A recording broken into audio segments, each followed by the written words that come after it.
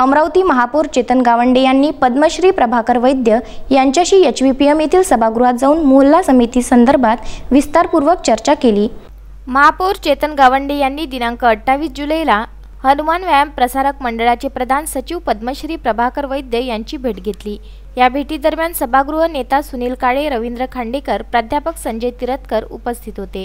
यावेळी मोहल्ला समितीबाबत सविस्तर चर्चा करण्यात आली। यावेळी महापौर चेतन गावंडे यांनी पद्मश्री प्रभाकर वैद्य यांचे आशीर्वाद घेऊन मोहल्ला समितीच्या कामकाजाची सुरुवात करण्यात आली। कोरोनाचा वाढता प्रसार पाहता आपल्या शहराला कोरोनामुक्त करण्याची जबाबदारी ही कोण्या एकाची नसून ती प्रत्येक व्यक्तीची आहे।